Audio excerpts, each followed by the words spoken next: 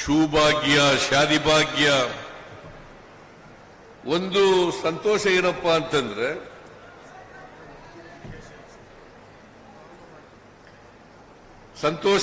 ಅಂತಂದ್ರೆ ಶೂಭಾಗ್ಯ ಕಾರ್ಯಕ್ರಮವನ್ನು ಘೋಷಣೆ ಮಾಡಿದ್ದು ಮಧುಗಿರಿನಲ್ಲೇ.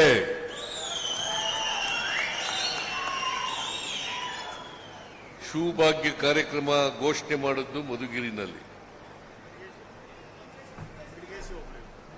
ಮಿಡಿಗೇಶಿ ಹೋಬಳಿನಲ್ಲಿ. ಅದನ್ನ ರಾಜಣ್ಣ ಸಲಹೆ ಕೊಟ್ಟರು, ಶೂಭಾಗ್ಯ ಕಾರ್ಯಕ್ರಮ ಅನೌನ್ಸ್ ಮಾಡಿ ಸರ್ ಇವತ್ತು ಅಂತೇಳಿ.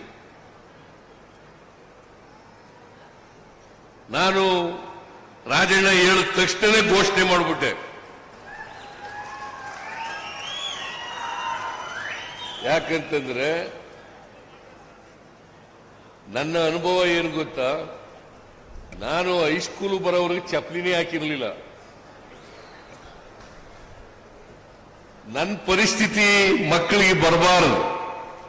ಶ್ರೀಮಂತರ ಮಕ್ಕಳು ಮಾತ್ರ ಯೂನಿಫಾರ್ಮ್, ಟೈ, ಶೂ, ಸಾಕ್ಸ್ ಶಾಲೆಗೆ ಹಾಕ ಬರಬೇಕು. ಬಡವ್ರ ಮಕ್ಕಳು ಬರೀ ಕಾಲಲ್ಲಿ ಬರಬಾರದು ಅನ್ನೋ ಕಾರಣಕ್ಕೋಸ್ಕರ ಎಲ್ಲ ಮಕ್ಕಳು ಕೂಡ ಶೂ ಹಾಕೊಂಡು ಬರಬೇಕು, ಟೈ ಕಟ್ಕೊಂಡು ಬರಬೇಕು, ಯೂನಿಫಾರ್ಮ್ ಹಾಕೊಳ್ಬೇಕು, ಸಾಕ್ಸ್ ಹಾಕಬೇಕು ಅಂತೇಳಿ ತೀರ್ಮಾನ ಮಾಡಿ ಅದನ್ನು ಘೋಷಣೆ ಮಾಡಿ